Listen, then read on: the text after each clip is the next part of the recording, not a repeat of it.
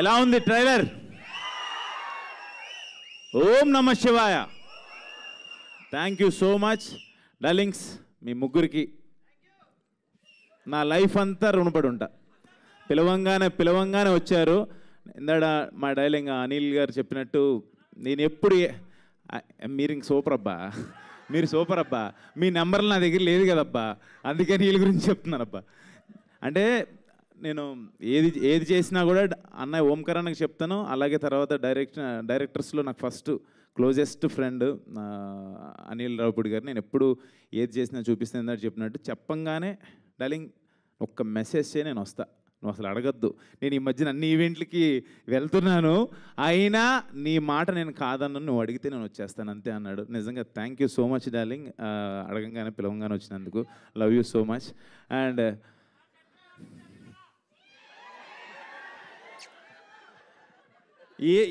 ఏమని చెప్పాలో తెలియదు మా తమ్ముడు. ఒక్క నిమిషం. అరే మీ అందరికి ఒక శాపం పెడుతున్నా. ఏంటో తెలుసా?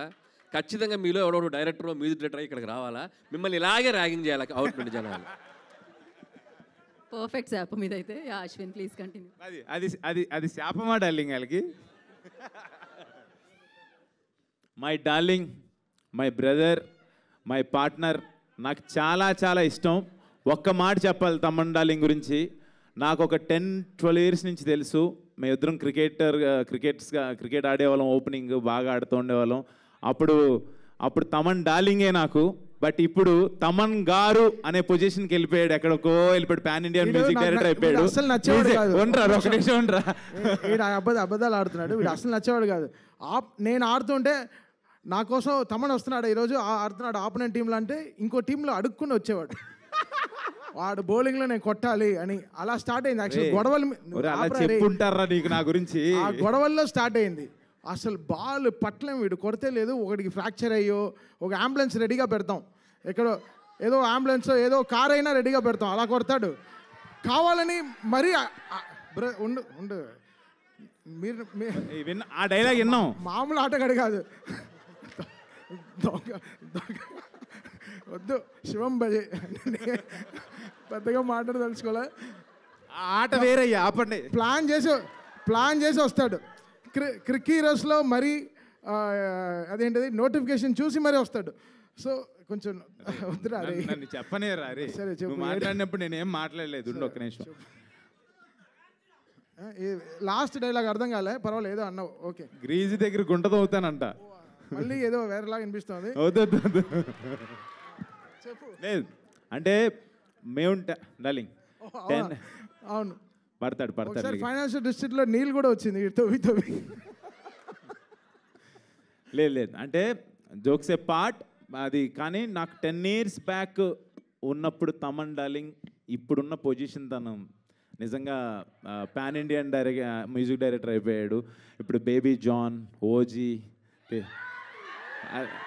అంటే తన హార్డ్ వర్క్, తను ఏంటి, ఎలా ఉండేవాడు, ఏంటి, ఎలా తను ఏం నమ్ముకున్నాడు, ఈ స్థాయికి ఎలా వచ్చాడో నాకు దగ్గరుండి నేను చూశాను.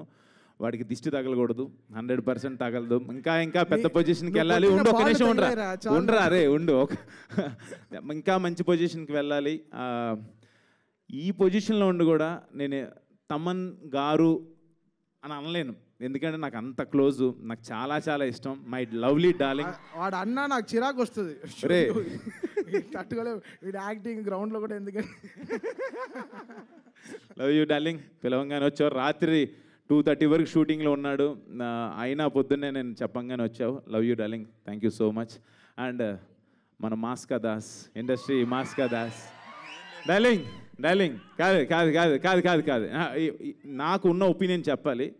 మాస్కా దాస్ అనేది ఆ క్యాప్షన్ సూపరు.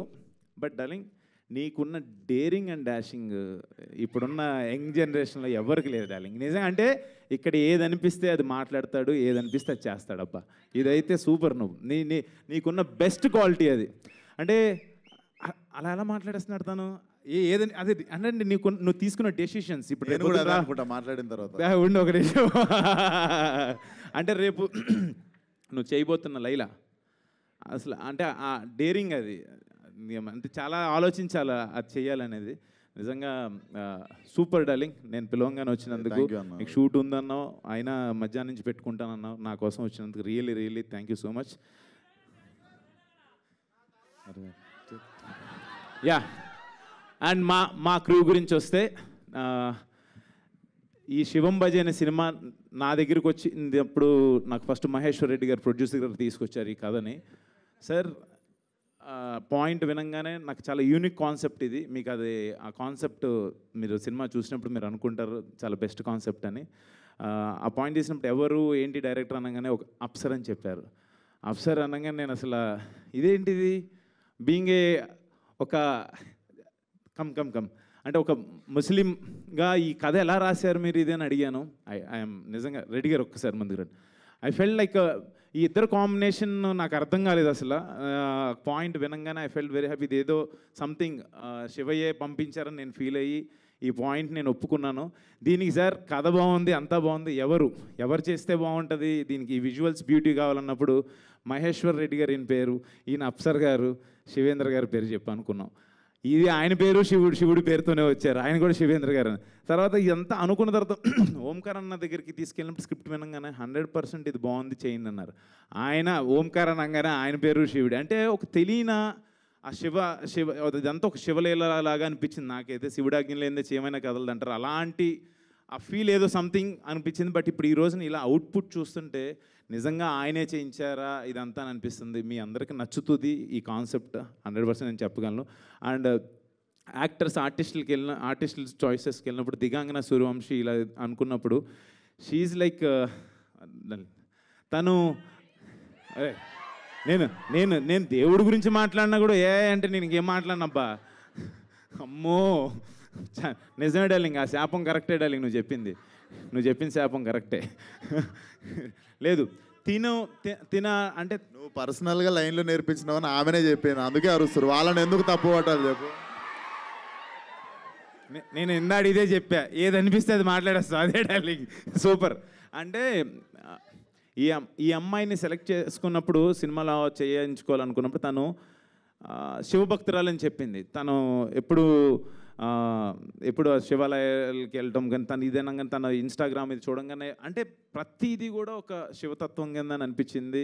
అండ్ ఈ సినిమాకి మంచి ప్యాడింగ్ మురళీ శర్మ గారు, తనిఖీల్ బర్ని గారు, తులసమ్మ గారు, హైపరాది, బ్రహ్మాజీ గారు, అర్బాజ్ ఖాన్ గారు, అందరూ అంటే అలా అనుకుంటే ఎవరిని అనుకున్నా వాళ్ళందరూ వచ్చారు. నిజంగా వెరీ హ్యాపీ. మంచి కాన్సెప్ట్. మీరు అందరూ చూసి, నాకు చిన్న టెన్షన్ ఉంది, రేపు నా బర్త్డే ఆగస్ట్ 1నే రిలీజ్ అవుతుంది. మీరందరూ నన్ను బ్లెస్ చేస్తారని చెప్పి కోరుకుంటున్నాను. Thank you so much. ఈ సినిమాని మీరందరూ చూసి నన్ను బ్లెస్ చేయాలని కోరుకుంటున్నాను. అండ్ ఇక్కడ ఈ రోజున లేడు my brother Vikas Badisa music director. తను లేడు. అద్భుతమైన ఆర్ఆర్ ఇచ్చాడు, దీనికి అద్భుతమైన మ్యూజిక్ ఇచ్చాడు. నాకు హిడింబాగ్ కూడా తనే చేశాడు. తను లేడు, ఫైనల్ వర్క్లోనే ఉన్నాడు. అండ్ అన్నయ్య ఇక్కడ లేకపోయినా ఓంకార్ అన్న, ఆయన బ్లెస్సింగ్స్, ఆయన విషెస్ ఎప్పుడూ నాకు ఉంటాయి. ఆయన లేకపోతే నేను లేను. యా ఈనపల్లా పిల్లలు లేరు ఇక్కడ, కానీ మాకు సెన్సార్ అయిపోయింది, పిల్లలతో చూడొచ్చు cinema యూబైఏ. Thank you so much. One second సరే, థ్యాంక్ యూ సో మచ్. మీరు తీసుకోండి. థ్యాంక్ యూ అశ్విన్ గారు, థ్యాంక్ యూ సో మచ్.